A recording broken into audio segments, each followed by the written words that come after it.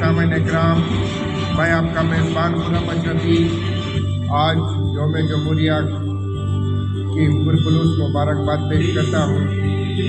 आज खानकाए अशरफिया खुलबे कर्नाटक में यौम जमहूरिया बड़ी धूमधाम से मनाया जा रहा है। इस प्रोग्राम के मुकर्रर खुसूसी सरकार सजद नशीन सरकार सैयद हसनैन अशरफ अल अशरफी खिताब फरमाएंगे। इस प्रोग्राम का कुल मंजर आप देखे जा सकते हैं।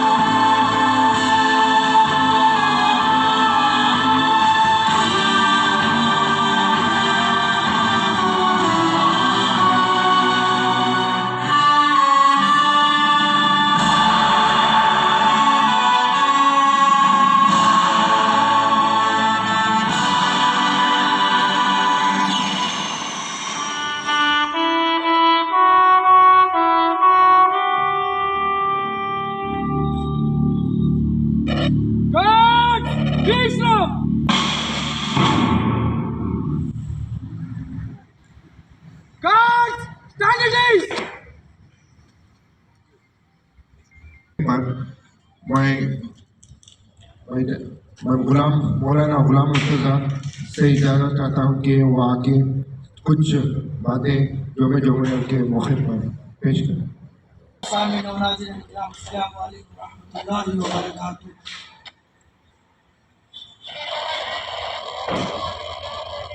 अल्हम्दुलिल्लाह नहमदुहु व नस्तईनुहु व नस्तगफिरुहु व नु'मिनु बिही व नतवक्कलु अलैहि व नऊज़ु बिल्लाहि मिन शुरूरि अंफुसिना व मिन सय्यिआति अअमालिना मन यहदिहिल्लाहु फला मुदिल्ल लहु व मन युद्लिलहु फला हादिय लहु व नशहदु अन ला इलाहा इल्लल्लाह व नशहदु अन्ना मुहम्मदन अब्दुहु व रसूलुहु अम्मा बअद फ़अऊज़ु बिल्लाहि मिनश शैतानिर रजीम बिबरकति बिस्मिल्लाहिर रहमानिर रहीम वअल्लम आदम अल-अस्माअ कुल्लहा सदक़ल्लाहु मौलाना अज़ीम व बल्लगना रसूलुहु नबियुल अमीनुल करीम व नहनु अला ज़ालिका लमिन शाहिदीन व शाकिरीन वल्हम्दुलिल्लाहि रब्बिल आलमीन।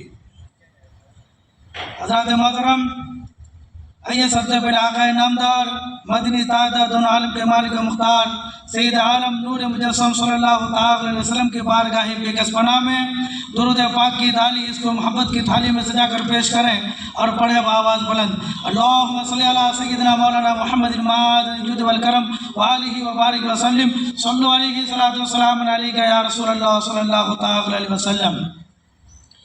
एक जश्न बावकार है 26 जनवरी, एक जश्न बावकार है 26 जनवरी, एक वजह इफ्तिखार है 26 जनवरी। एक जश्न बावकार है 26 जनवरी, एक वजह इफ्तिखार है 26 जनवरी। आईने हिंद का था हुआ इसी दिन निफाज, आईने हिंद का था हुआ इसी दिन निफाज, उस दिन की यादगार है 26 जनवरी, उस दिन की यादगार है 26 जनवरी। हज़रत मोहतरम हम और आप आज अपने वतन अजीज़ हिंदुस्तान का यौम जमहूरिया का जश्न मनाने के लिए हाजिर हुए हैं। यौम जमहूरिया का जश्न मनाने के लिए जमा हुए हैं। हज़रत मोहतरम हमारा मुल्क हिंदुस्तान 26 जनवरी, हज़रत मोहतरम हमारा मुल्क हिंदुस्तान जो 1857 की जंग आज़ादी से लेकर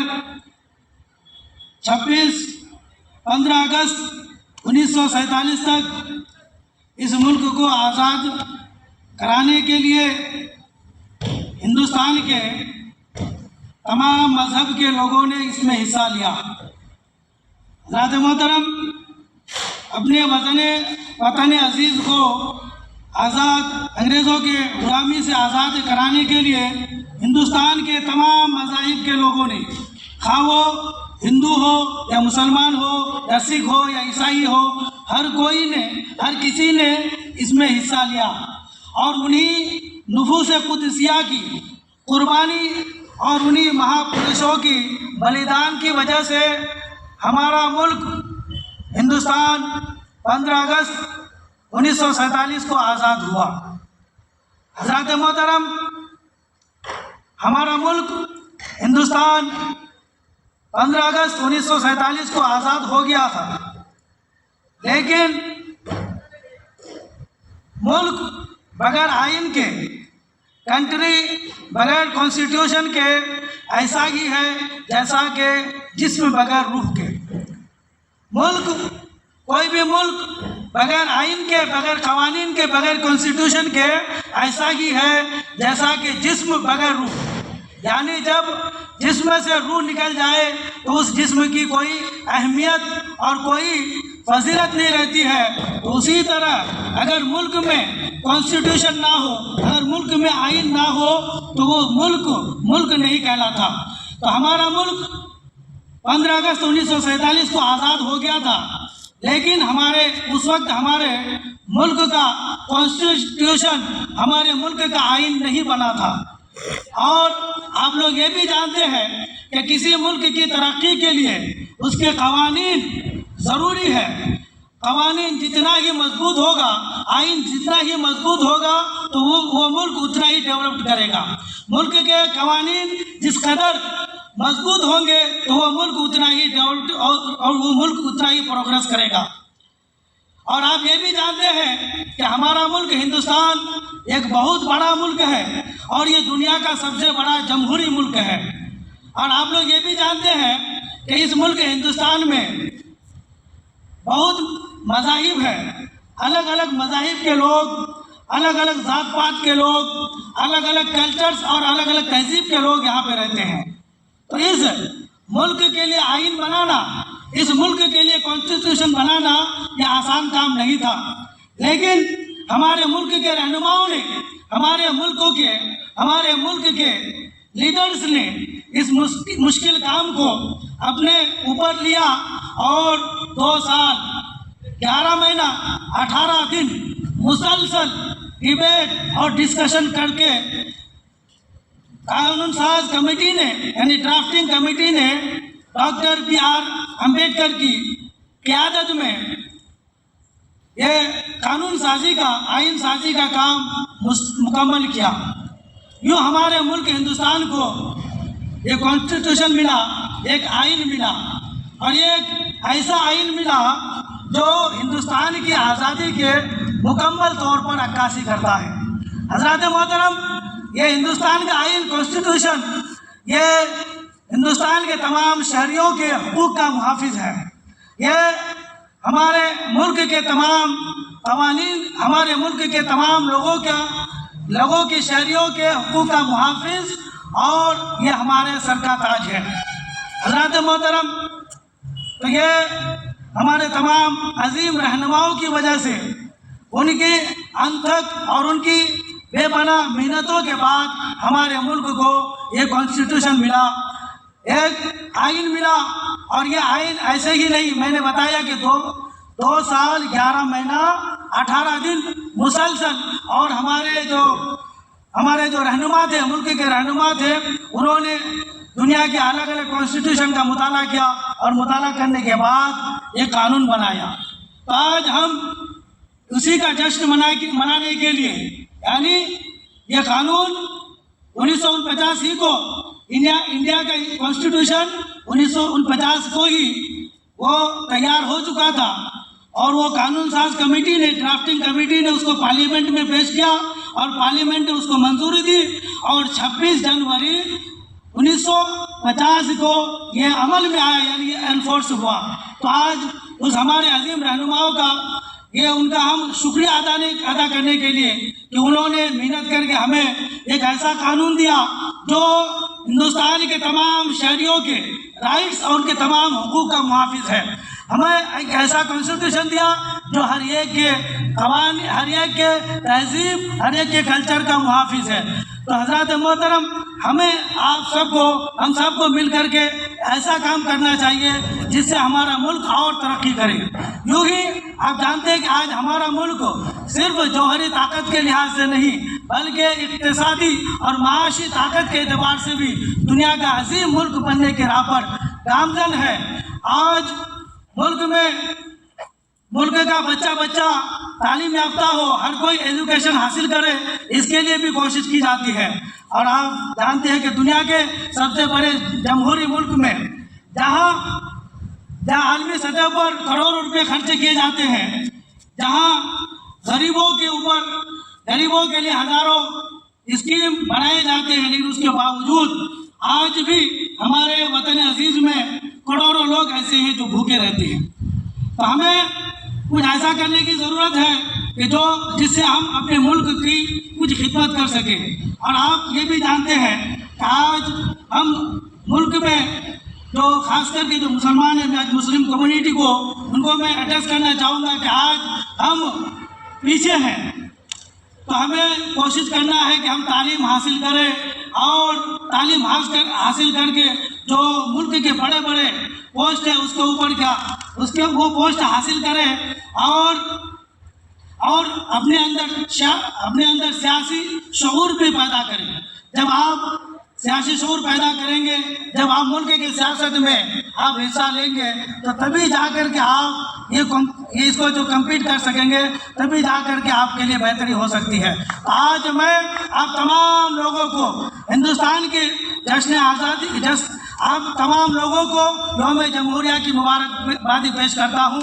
इन्हीं कलिमात के साथ मैं अपने बयान को ख़त्म करूँगा। लेना अस्सलाम वालेकुम रहमतुल्लाहि व बरकातुहू। अब मैं आली जनाब सज्जादा नशी आस्तान अशरफिया हुसैनिया सरकार से तैयब अशरफ जिलानी रहमतुल्लाह अलैह के सज्जादा नशी को दावत सुखन देने जा रहा हूँ कि वो आए और थोड़ी देर हम लोगों के सामने यौम जमहूरिया के ऊपर अपना खुसूसी खिताब बयान फरमाए। माइक पर साहिब सज्जादा।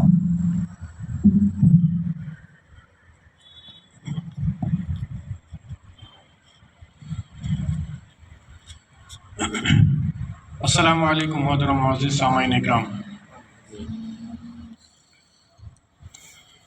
जितने लोग मुझे आज समाअत फरमा रहे जो यहाँ पर मौजूद हैं और जो हमें खानखा के चैनल के थ्रू भी जो देख पा रहे हैं, उन सब को मैं मुबारकबाद पेश करता हूँ 26 जनवरी रिपब्लिक डे की। जैसे आपने तफसील तो अब सुन ही ली, मौलाना गुलाम मुर्तज़ा जो बयान कर रहे थे। अब कुछ लोगों को ये समझ नहीं आया होगा, आइन का मतलब कॉन्स्टिट्यूशन होता है। तो कॉन्स्टिट्यूशन जो अमल में आया या इन्फोर्स किया गया, तो ये 26 जनवरी 1950 में किया गया। तो उसी के बाद जो है हम और आपको रोज़मर्रा के ज़िंदगी गुजारने के क़वानीन हमको मिले। कोड ऑफ कंडक्ट या लीगैलिटीज़ कि अगर किसी को ज़मीन खरीदनी हो तो उसका क्या लीगैलिटीज़ है, किसी को अगर कुछ चीज़ फॉलो करनी हो या बिजनेस चलाना हो या बहुत सारी चीज़ें, कॉन्स्टिट्यूशन एक समंदर है। तो हम और आपको चाहिए सब लोगों को मिलकर, चाहे वो हिंदू हो, मुसलमान हो, क्रिश्चियन हो, सिख हो, ईसाई हो, कि इस कॉन्स्टिट्यूशन के हम जो है वो हिफाजत करें। कॉन्स्टिट्यूशन से आपको रोजमर्रा की जिंदगी गुजारने का तरीका मिलता है। और right to education, right to freedom, ये सब कब आया? ये कॉन्स्टिट्यूशन ऑफ इंडिया, कॉन्स्टिट्यूशन लागू होने के बाद ही ये सब जो है अमल में आया कि हर किसी को भी जो है वो right to freedom of speech है और हर किसी को भी राइट टू एजुकेशन है। तो इतना कुछ आने के बावजूद भी आज हम लोग जो है पढ़ाई के मामले में बड़े पीछे हैं, एजुकेशन के मामले में बहुत पीछे हैं। अब थोड़ा सा पीछे चलते हैं, मैं ज़्यादा वक्त नहीं लूँगा।